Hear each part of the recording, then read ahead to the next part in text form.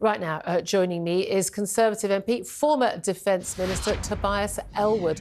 Good afternoon to you. Good afternoon to you. Thank you so much for joining us. I want to talk about events, as I have with Russell, at home and abroad. Starting with abroad, there's no doubt at all Israel has been under attack. Now 1,300 Israelis, many of them, women, children, elderly, are known to have been murdered in cold blood by Hamas terrorists over the weekend. We have seen the bombing attacks back on Gaza by the Israelis. This order for 1.1 million people, basically half of the population of Gaza, to leave their homes, leave the north of that tiny strip of land, including Gaza City, within the next 24 hours. Is that enough of protection for civilians, given that the UN says it's impossible to move all those people, there's nowhere for them to go? Is that enough for Israel to escape charges that this is an eye for an eye and that actually they are going to cause mass civilian deaths with their attack on Gaza? I really do worry that Israel could lose the moral high ground here. It's absolutely right we stand up and support Israel, but after 9/11 in 2001, we now see that there were some major strategic errors made, however well intentioned, that led to escalation, miscalculation, and us losing the support across the wider world. Hamas's intention is very, very clear indeed: war with Israel. Fight using any means, however barbaric, and widen the conflict way beyond Gaza itself. So it's not to make life easier for Palestinians. It's not to support their interests. So it's absolutely right that the UK, US absolutely stands by Israel. But for Israel and the West, Hamas must be neutralized, defeated. Absolutely agree with that. But the scale of the planning that Hamas has displayed suggests they're deliberately provoking Israel to launch that ground attack, to enter Gaza in order that they could lose the moral high ground. And we really are entering uncharted territory here. Events are moving so quickly indeed. We need to think operationally and strategically about the consequences. I worry that we're looking at only two chess moves ahead, not 4 or 5. About the well, this is it. As many people are pointing out, this is long planned by Hamas. They think a year in the making, as an extraordinary intelligence failure by not just the Israelis, but also by the Americans and other Western agencies as well, to not have any inkling that this was happening. We're told there was possibly a warning from Egypt, but not a very clear warning. But there's no doubt at all that Hamas wouldn't have thought, well, we're going to go and do this. We're going to go butcher people on the biggest scale since the Holocaust in Israel, men, women and children. We're going to video. We're going to put it on Facebook. We're going to take hostages, children, grandmothers, whole families. We're going to, and it has been verified now, no, not 40 babies that were beheaded or mutilated, but babies were beheaded. The butchery, the barbarity of this assault must not go unanswered. I mean, it just cannot. They knew that Israel would not only want to act, but had to act. They will have predicted all of this. Is Israel in danger of falling into their game plan? And when we say Israel is losing the moral high ground, Israel already have the moral high ground. They didn't do this. Are we not at risk? And I know so many of my Jewish friends would be saying this. Why do we hold Israel to an impossible moral, high level, which it's impossible for them to stick to, given that they are effectively at war? Because for the same reason why when we go to war, we keep our standards high. We do not stoop to the levels that terrorists do. Otherwise, we become them. That's why we do this. We do this because Israel is a democratic country in a very difficult part of the world. And when if Israel were to lose its way in some way, where does that take the wider Middle East? And you touched on it yourself. What does Hamas want? It actually wants to provoke. It wants Israel to launch a ground war. So this war spreads. It wants Palestinians and Arabs far away to support Hamas rather than Israel, or even sit on the fence and be neutral about this. I make it really, really clear that we must surgically remove and replace Hamas. And there's some big questions of how that should be done, involving the Arab and Muslim communities around, those who signed the Abraham Accords, for example. But vengeance alone, whilst understandable, is not a strategy. And I'm really, really concerned that Israel's falling into this trap. If Hamas was so organized to be able to do this audacious, barbaric attack, they'll be waiting, ready for that urban warfare to take place when those tanks roll in. So I really do urge caution here to say it can't just be Israel. It must be the West as well that tackles this terrorist group, which is affecting concerns right across the world. But Tobias Ellwood, as the Israeli government keeps saying, spokespeople and their prime minister and others, this isn't about the next cycle of violence. This isn't, well, you do this and then we do that and then you do this and we do that. This is about saying, that's it. Hamas has to be obliterated. If Hamas choose to hide their men and their weaponry in amongst the civilians of Gaza, it is Hamas that is responsible for the deaths of those civilians. They have chosen to effectively hold their own people hostage. The Palestinian people they claim to care so much about, who they clearly don't care a hoot about. It is Hamas that is killing those people, not Israel. I think that's the argument. I think it's a fair argument.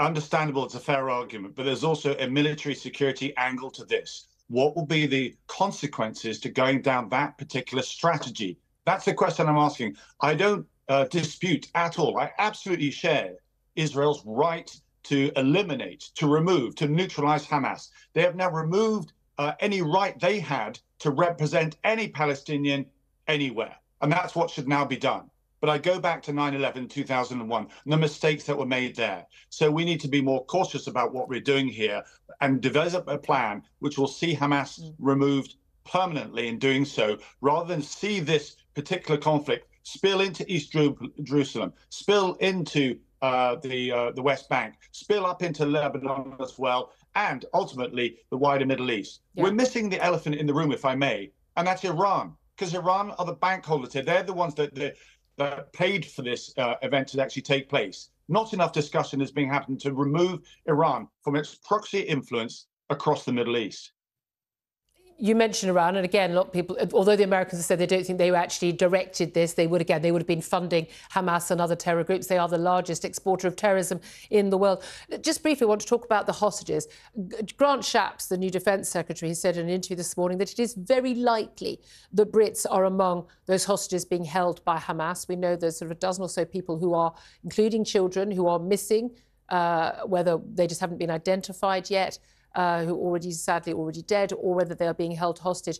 What are the chances of any of those hostages, whether Brits or others, of being rescued? Given that, I mean, even when an Israeli soldier is taken, we're looking at sometimes 5-6 years of negotiations to get them back. In these circumstances, they're being held in Gaza. What are the chances of us getting them back alive?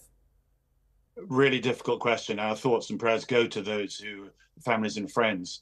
We need to recognize that in the past, when these situations have happened, the likelihood of success has been done through hostage exchanges rather than through liberation as such. You mentioned yourself the absence of the intelligence and understanding what Hamas was up to. So unless the Israeli agencies have information to say where hostages are kept, again, I go back to the fact that if you do a ground invasion on the scale that's being discussed, I fear that could actually put those hostages in greater danger. Let's talk about events back home. You talked about this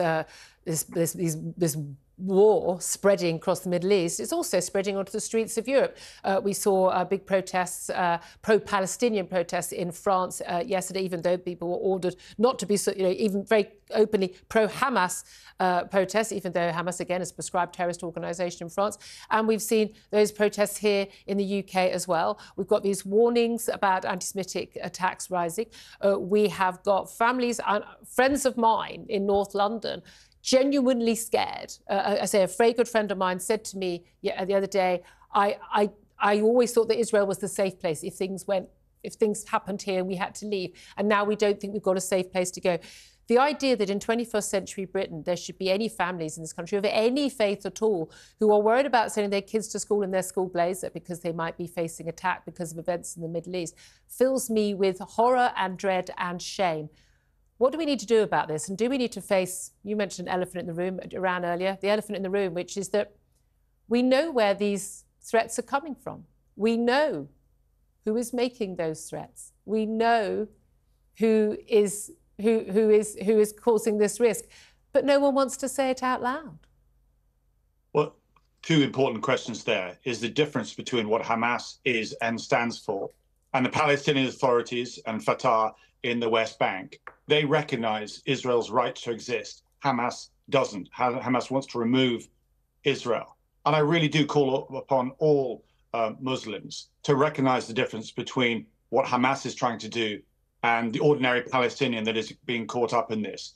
Unless we are able to distinguish this, then I'm afraid confusion will be exasperated, and we're going to see shocking scenes as you've been describing. We really do need the Muslim community to call Hamas out on what has been taking place. Is there a Muslim community? And we've got the Muslim Council of Great Britain who claim, I mean, completely, I don't think they've got any basis for which to claim that they represent average Muslim in this country. We have some, 4 million Muslims in this country. The idea that they all, in the same way as that all white people, or we don't all think alike, all Catholics think alike, or all atheists think alike. There are people who are Muslim in this country, and I've referred to the Jewish community. They've got leaders who've spoken for the community on behalf of the community. But I'm just saying, when we talk about, Muslim, I mean, no Muslim in this country needs to be responsible for anything, anyone has done in their name, because unless they openly support them, surely. I'm sorry, but if any Christian went along and did the barbaric things in the name of Christianity that took place last week, I hope every Christian across the world would then condemn that. That's simply what I'm asking for, right. To say this is not in my name. And otherwise, you blur the two as to what Hamas is trying to do and what the Palestinians are as well. That's the distinction that we need to understand. On the wider piece that you mentioned, absolutely right. We've watched this take place. Iran's proxy influence grow over decades. Hezbollah in Lebanon and Syria, the Houthis in Yemen, for example, and of course Hamas and the Islamic Jihad in Gaza and also the West Bank. It has other influences, Shiite terrorist groups, networks operating in other parts of the Middle East. I want you to bring it back here to Britain, because we've imported all of this. We've imported all this internecine warfare, haven't we?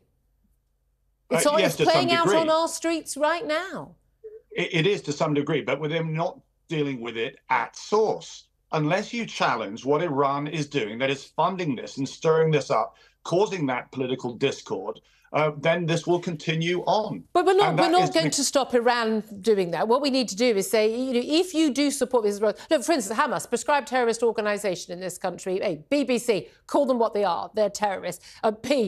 Wembley, if you're going to have political statements about everything and nothing all the time, then I'm sorry, then you have to acknowledge this massacre of Israel at the England-Australia friendly match tonight. But see, crucially, we need to say to people, if you are protesting and you are shouting Hamas slogans, and you say you support Hamas, you need to be arrested. And if you are not a British citizen, you need to be thrown out of this country. Do we not need to stand up and say, we will not import this to our nation?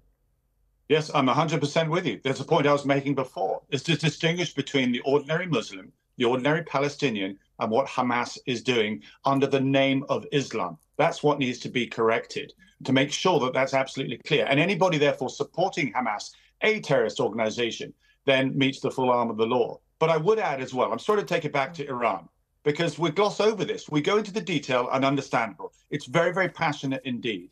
But the Iran's Islamic Revolutionary Guard also needs to be made a terrorist organization. It's the Quds Force that is doing this through the internet and so forth, as well as directly, is the proxy influence across the Middle East and well beyond as well. Okay. Until we stand up to Iran, another group of Hamas, similar to Hamas, will morph itself beyond this and continue the cycle of violence that we see in the Middle East and beyond, spilling onto our streets in the UK.